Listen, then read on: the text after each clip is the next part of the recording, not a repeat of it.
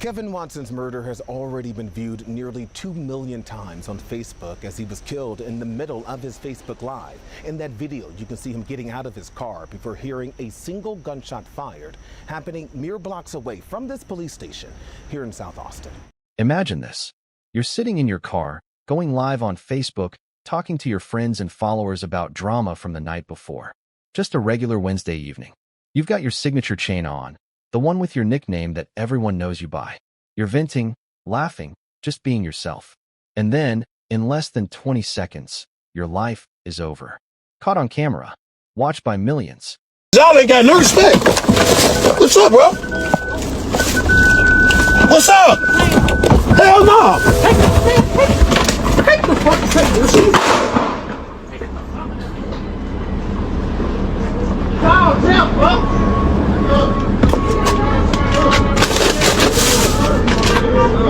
No, nobody touched nothing over here. Hey! This my blood cousin, fuck. I got him. I'm trying to find the key because this bitch a lock and that shit ain't. Huh? And that's why I'm finna see.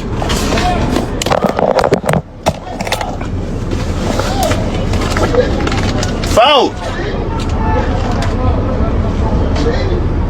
Oh, what smoke? This is the story of Kevin Watson, known to everyone as Tugg, and it's one of the most chilling murders Chicago has seen in recent years because we all watched it happen in real time. Before we dive into this heartbreaking case, if you're interested in true crime stories that matter, stories about real people and real families still searching for answers, do me a favor. Hit that like button, subscribe to CSI Crime Archives, and make sure you click that bell icon so you never miss an update. These families need their stories told, and your support helps us keep shining a light on unsolved cases like this one. Now, let me tell you about Tugg, and I really want you to understand who this man was, because he wasn't just another statistic. Kevin Watson was 40 years old.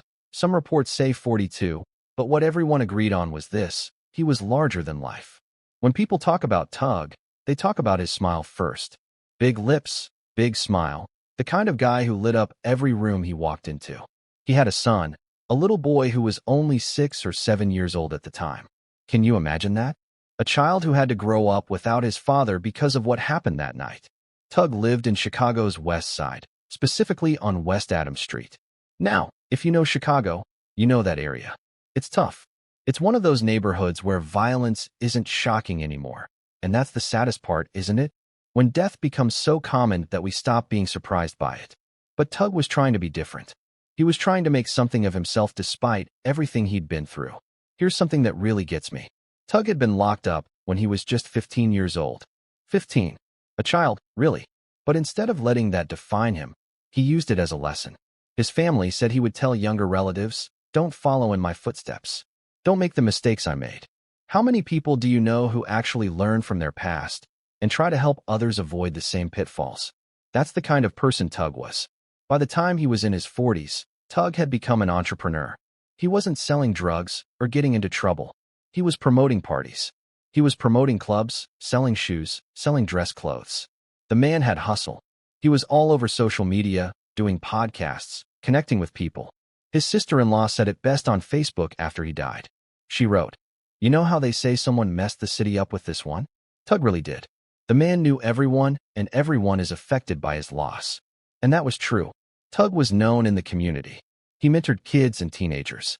In a neighborhood where role models are hard to come by, where young people see violence and crime as their only options, Tugg was showing them something different. He was proof that you could turn your life around, that you could make money legally, build something, be somebody without hurting others. But here's the thing about success, especially visible success. It attracts attention, and not all of that attention is good. Tugg liked nice things. He had a nice car. He wore nice clothes. And yes, he had jewelry. Specifically, he had a chain that said Tugg on it. His signature piece. Everyone knew that chain. If you saw that chain, you knew exactly who was wearing it. His sister Shamika said something that really stuck with me. She said, "My brother kept himself up. He loved to dress. He loved to look nice, and a lot of people hated on him for that. He had a nice car and jewelry, so there was a lot of hate. Hate. That's what it comes down to, doesn't it? In a neighborhood where so many people are struggling, where poverty is crushing people every single day, seeing someone doing well, someone who looks good and has nice things, that can breed resentment. And resentment can turn into something much darker. Now let's talk about August 13th, 2025. That was a Wednesday, just a regular day for Tugg. He had been working at a liquor store owned by his cousin Jacques Smith.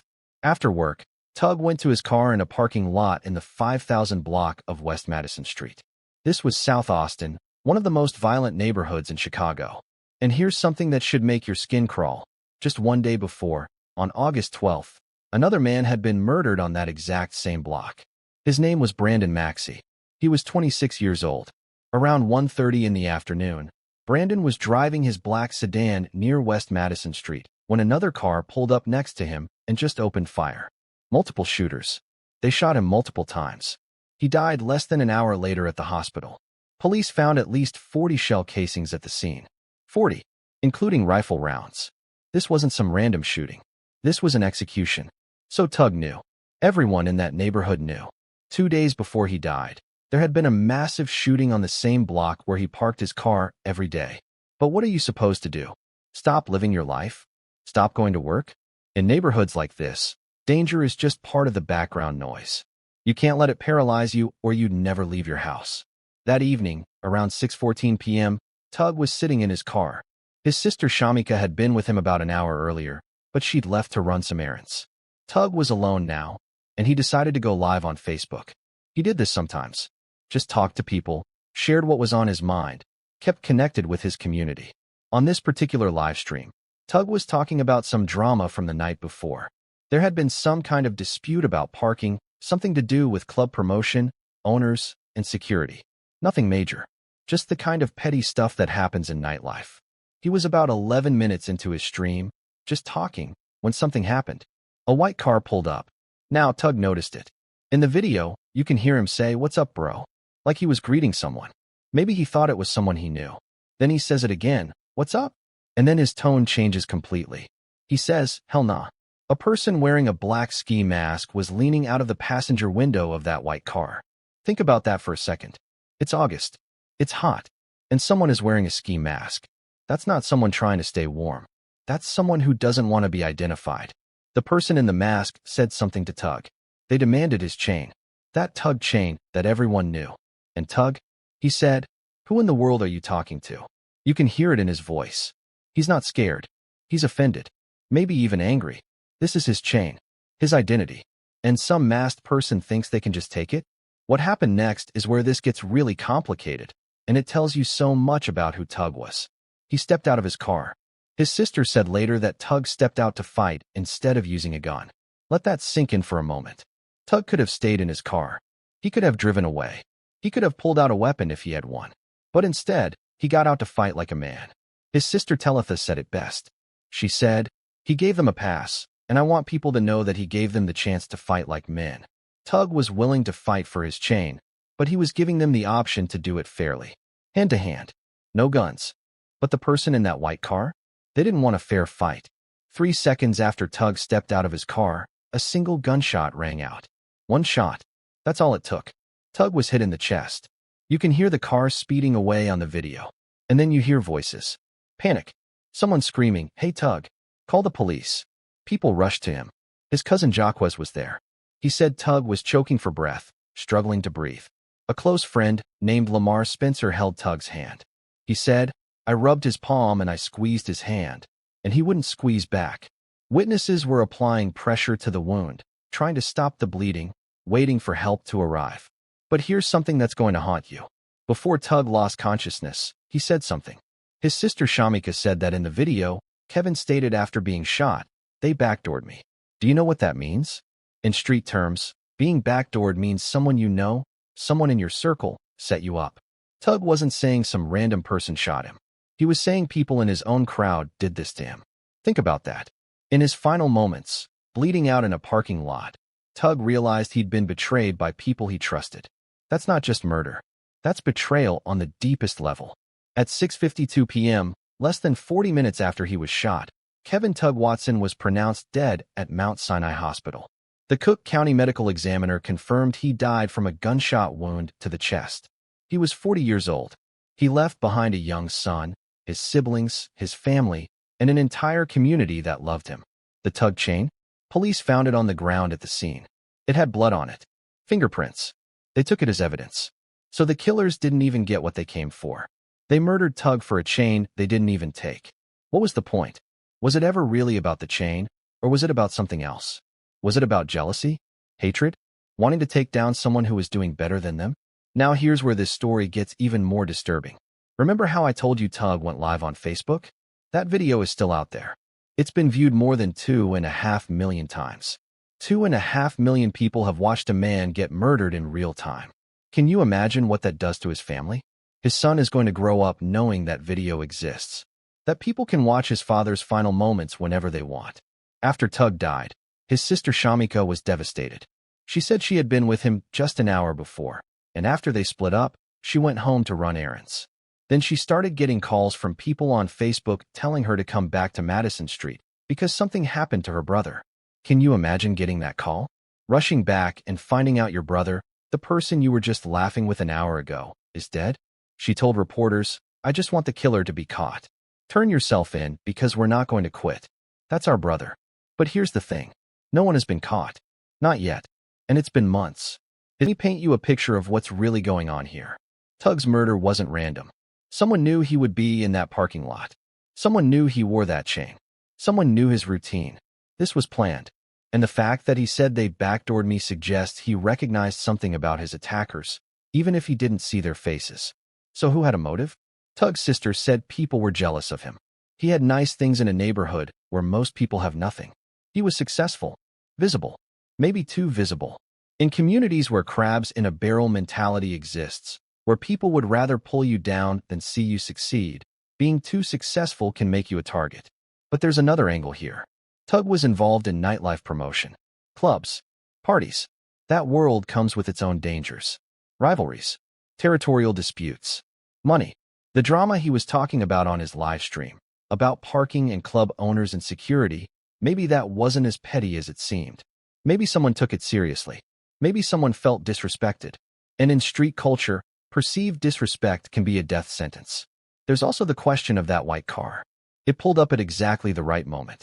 How did they know Tugg would be there, alone, at that specific time? Was someone watching him, tracking his movements? Or did someone tip them off? Someone he trusted? The backdoor comment keeps coming back to me. Tugg believed someone in his circle betrayed him. That means this could be someone who knew him well. Someone he'd partied with, promoted with, maybe even someone he called a friend. Betrayal like that doesn't come from strangers. It comes from people close to you. And what about the chain being left behind? If this was really about robbery, why didn't they take it? Some people think the shooters panicked after firing the shot and just wanted to get out of there.